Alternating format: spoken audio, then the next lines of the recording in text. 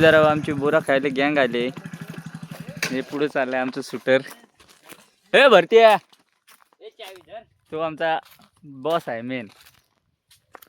तर बंद केलाय हो.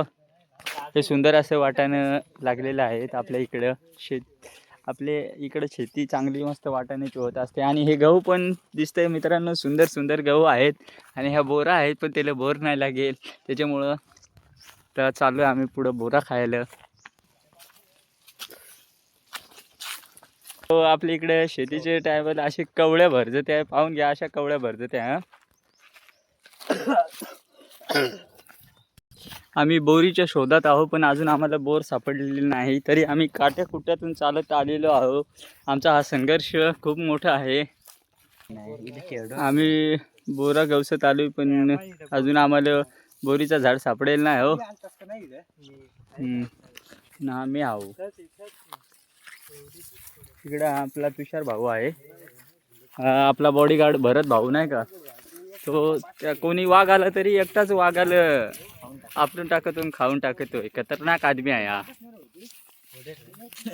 तर आम्ही 2-3 वर्षापूर्वी या बोरीवर आलतो तर हा पकी बोरा लागली ती. पण आता आलोय तर आमचा निराशा झाले कारण का ते बोरीचं झाड तोडून टाकलेलं आहे. हे बघा आपण पाहू शकता खूप. पण तरी हा आमचा जो गाईड आहे ना, हा प्रतीक भाऊ आमचा गाईड आहे. तिने अजून एक दुसरी बोर पाहिलेली आहे.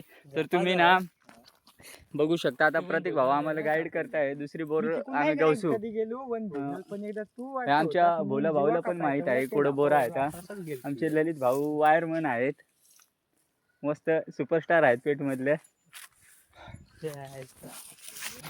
तरी आम्हाला अजून बोर सापडलेली नाही म्हणून आम्ही बोर शोधत पुढे चाललोय.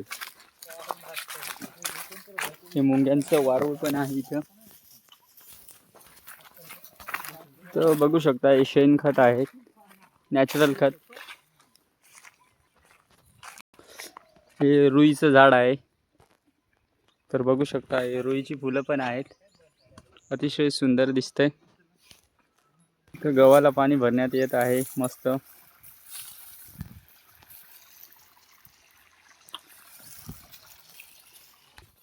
हे सुंदर असं घनदाट टोकराचं झाड आहे.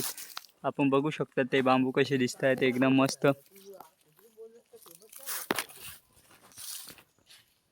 तर बोरीचं झाड शोधता आपले मित्र थकलेले आहेत खूप. असं करता तो आम्हाला इथून नाशिकला पण घेऊन जाऊ शकतो.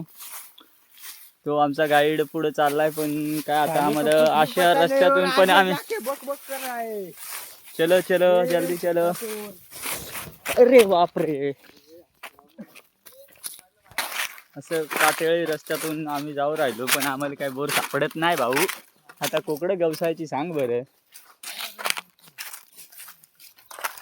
सुंदर असं गावाकडलं दृश्य मस्त दिसत आहे. काही भारी दिसत आहे. इथं तळा आहे, छोटासा तळा आहे तो आटलाय बा.